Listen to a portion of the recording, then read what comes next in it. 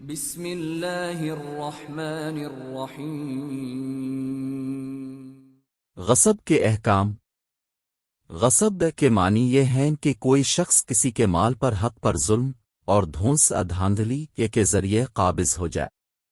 اور یہ بہت بڑے گناہوں میں سے ایک گناہ ہے جس کا مرتکب قیامت کے دن سخت عذاب میں گرفتار ہوگا۔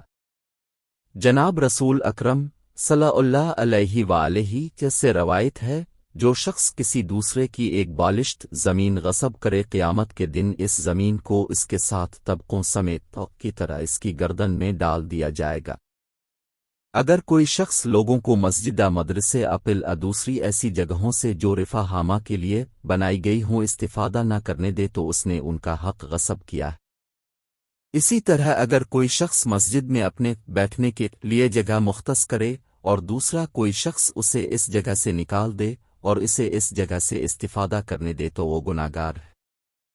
اگر گردی رکھوانے والا اور گردی رکھنے والا یہ طے کریں کہ جو چیز گروی رکھی جا رہی ہو وہ گروی رکھنے والے کسی تیسرے شخص کے پاس رکھی جائے، تو گروی رکھوانے والا اس کا قرض ادا کرنے سے پہلے اس چیز کو واپس نہیں لے سکتا، اور اگر وہ چیز واپس لی ہو تو ضروری ہے کہ فوراً لوٹا دے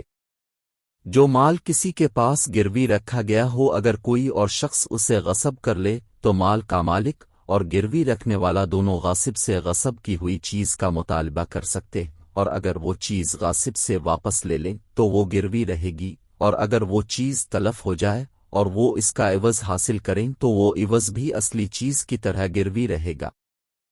اگر انسان کوئی چیز غصب کرے تو ضروری ہے کہ اس کے مالک کو لوٹا دے، اور اگر وہ چیز ضائع ہو جائے اور اس کی کوئی قیمت ہو تو ضروری ہے کہ اس کا عوض مالک کو دے۔ جو چیز غصب کی گئی ہو اگر اس سے کوئی نفع ہو، مثلاً غصب کی ہوئی بھیڑ کا بچہ پیدا ہو تو وہ اس کے مالک کا مال ہے۔ نیز مثال کے طور پر اگر کسی نے کوئی مکان غصب کر لیا ہو تو خواہ غاصب اس مکان میں نہ رہے، ضروری ہے کہ اس کا کرایہ مالک کو دے۔ اگر کوئی بچے دیوانے سے کوئی چیز جو اس بچے دیوانے کا مال ہو غصب کرے تو ضروری ہے کہ وہ چیز اس کے سرپرست کو دے دے، اور اگر وہ چیز تلف ہو جائے تو ضروری ہے کہ اس کا عوض دے۔ اگر وہ آدمی مل کر کسی چیز کو غصب کریں چنانچہ وہ دونوں اس چیز پر تسلط رکھتے ہوں تو ان میں سے ہر ایک اس پوری چیز کا ضامن ہے، اگرچہ ان میں سے ہر ایک جداگانہ طور پر اسے غصب نہ کر سکتا۔ اگر کوئی شخص غصب کی ہوئی چیز کو کسی دوسری چیز سے ملا دے، مثلاً جو گیہوں غصب کی ہو اسے جو سے ملو دے، تو اگر ان کا جدا کرنا ممکن ہو تو خواہ اس میں زحمت ہی کیوں نہ ہو، ضروری ہے کہ انہیں ایک دوسرے سے علیحدہ کرے اور غصب کی ہوئی چیز اس کے مالک کو واپس کر دے۔ اگر کوئی شخص طلائی چیز مثلاً سونے کی بالیوں کو غصب کرے اور اس کے بعد اسے پگھلا دے تو پگھلانے سے پہلے اور پگھلانے کے بعد کی قیمت میں جو فرق ہو ضروری ہے کہ وہ مالک کو ادا کرے، چنانچہ اگر قیمت میں جو فرق پڑا ہو وہ نہ دینا چاہے اور کہے کہ میں اسے پہی کی طرح بنا دوں گا تو مالک مجبور نہیں کہ اس کی بات قبول کرے، اور مالک بھی اسے مجبور نہیں کر سکتا کہ وہ سے پہلے کی طرح بنا دے۔ جس شخص نے کوئی چیز غصب کی ہو اگر وہ اس میں ایسی تبدیلی کرے کہ اس چیز کی حالت پہلے سے بہتر ہو جائے، مثلاً جو سونا غصب کیا ہو اس کے بند بنا دے، تو اگر مال کا مالک اسے کہہ کہ مجھے مال اسی حالت میں یعنی بندے کی شکل میں دو تو ضروری ہے کہ اسے دے دے، اور جو زحمت اس نے اٹھائی ہو یعنی بندے بنانے پر جو محنت کی ہو اس کی مزدوری نہیں لے سکتا، اور اسی طرح وہ یہ حق نہیں رکھتا کہ مالک کی اجازت کے بغیر اس چیز کو اس کو پہلی حالت میں لے آئے، لیکن اگر اس کی اجازت کے بغیر اس چیز کو پہلے جیسا کر دے اور کسی شکل میں تبدیل کرے تو معلوم نہیں ہے کہ دونوں صورتوں میں قیمت کا جو فرق ہے اس کا ضامن ہے نہیں۔ جس شخص نے کوئی چیز غصب کی ہو اگر وہ اس میں ایسی تبدیلی کرے کہ اس چیز کی حالت پہلے سے بہتر ہو جائے اور صاحب مال اسے اس چیز کی پہلی حالت میں واپس کرنے کو کہتے تو اس کے لیے واجب ہے کہ اسے اس کی پہلی حالت میں لے آئے، اور اگر تبدیلی کرنے کی وجہ سے اس چیز کی قیمت پہلی حالت سے کم ہو جائے تو ضروری ہے کہ اس کا فرق مالک کو دے۔ لہٰذا اگر کوئی شخص غصب کیے ہوئے سونے کا ہار بنا لے اور اس سونے کا مالک کہے کہ تمہارے لیے لازم ہے کہ اسے کہ پہلی شکل میں لے آؤ، تو اگر پگھلانے کے بعد سونے کی قیمت اس سے کم ہو جائے جتنی ہار بنانے سے پہلی تھی تو غاصب کے لیے ضروری ہے کہ قیمتوں میں جتنا فرق ہو اس کے مالک کو دے۔ اگر کوئی شخص اس زمین میں جو اس نے غصب کی ہو کھیتی باڑی کرے یا درخت لگائے تو زراعت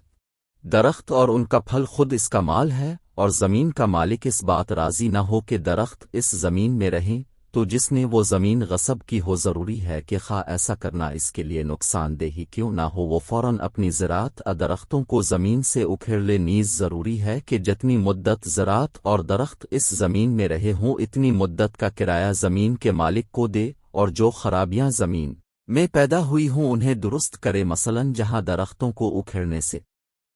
زمین میں گلے پڑ گئے ہوں اس جگہ کو ہموار کرے، اور اگر ان خرابیوں کی وجہ سے زمین کی قیمت پہلے سے کم ہو جائے تو ضروری ہے کہ قیمت میں جو فرق پڑے وہ بھی ادا کرے، اور وہ زمین کے مالک کو اس بات پر مجبور نہیں کر سکتا کہ زمین اس کے ہاتھ بیچ دے یا کرائے پر دی دے، نیز زمین کا مالک بھی اسے مجبور نہیں کر سکتا کہ درخت زراعت اس کے ہاتھ بیچ دے۔ اگر زمین کا مالک اس بات پر راضی ہو جائے کہ زراعت اور درخت اس کی زمین میں رہیں، تو جس شخص نے زمین غصب کی ہو اس کے لیے لازم نہیں کہ زراعت اور درختوں کو اکھیڑے، لیکن ضروری ہے کہ جب زمین غصب کی ہو اس وقت سے لے کر مالک کے راضی ہونے تک کی مدت کا زمین کا کرایہ دے۔ جو چیز کسی نے غصب کی ہو اگر وہ تلف ہو جائے تو اگر وہ چیز گائے اور بھیڑ کی طرح کی ہو جن کی قیمت ان کی ذاتی خصوصیات کی بنا پر اخلاق کی نظر میں فردہ مختلف ہوتی ہے، تو ضروری ہے کہ غاصب اس چیز کی قیمت ادا کرے، اور اگر اس وقت اور ضرورت مختلف ہونے کی وجہ سے اس کی بازار کی قیمت بدل گئی ہو تو ضروری ہے کہ وہ قیمت دے جو تلف ہونے کے وقت تھی، اور احتیاط مستحب یہ ہے کہ غصب کرنے کے وقت سے لے کر تلف ہونے تک اس چیز کی جو زیادہ سے زیادہ قیمت رہی ہو وہ دے۔ جو چیز کسی نے غصب کی ہو اگر وہ تلف ہو جائے تو اگر وہ گیہوں اور جو کی مانند ہو جن کی فردہ قیمت کا ذاتی خصوصیات کی بنا پر باہم فرق نہیں ہوتا تو ضروری ہے کہ غاصب نے جو چیز غصب کی ہو اسی جیسی چیز مالک کو دے، لیکن جو چیز دے ضروری ہے کہ اس کی قسم اپنی خصوصیات میں اس غصب کی ہوئی چیز کی قسم کے مانند ہو جو کہ تلف ہو گئی ہے، مثلاً اگر بڑھیا قسم کا چاول غصب کیا تھا تو گھٹیا قسم کا نہیں دے سکتا۔ اگر ایک شخص بھیڑ جیسی کوئی چیز غصب کرے اور وہ تلف ہو جائے تو اگر اس کی بازار کی قیمت میں فرق نہ پڑا ہو لیکن جتنی مدت وہ غصب کرنے والے کے پاس رہی ہو اس مدت میں مثلاً فربا ہو گئی ہو اور پھر تلف ہو جائے تو ضروری ہے کہ فربا ہونے کے وقت کی قیمت ادا کرے۔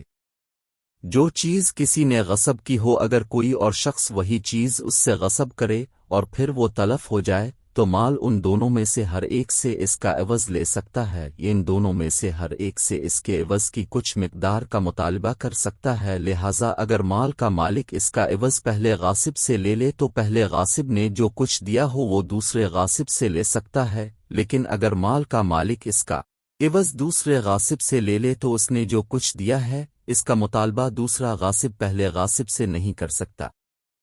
جس چیز کو بیچا جائے اگر اس میں معاملے کی شرطوں میں سے کوئی ایک موجود نہ ہو، مثلاً جس چیز کی خرید و فروخت وزن کر کے کرنی ضروری ہو، اگر اس کا معاملہ بغیر وزن کیے کیا جائے تو معاملہ باطل ہے، اور اگر بیچنے والا اور خریدار معاملے سے قطع نظر اس بات پر رضامند ہوں کہ ایک دوسرے کے مال میں تصرف کریں تو کوئی اشکال نہیں ہے، ورنہ جو چیز انہوں نے ایک دوسرے سے لی ہو وہ غصب مال کی مانند ہے اور ان کے لیے ضروری ہے کہ ایک دوسرے کی چیزیں واپس کر دیں، اور اگر دونوں میں سے جس کے بھی ہاتھوں دوسرے کا مال تلف ہو جائے تو خواہ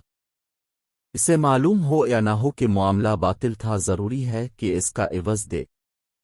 جب ایک شخص کوئی مال کسی بیچنے والے سے اس مقصد سے لے کہ اسے دیکھے یا کچھ مدت اپنے پاس رکھے تاکہ اگر پسند آئے تو خرید لے، تو اگر وہ مال تلف ہو جائے تو مشہور قول کی بنا پر ضروری ہے کہ اس کا عوض اس کے مالک کو دے۔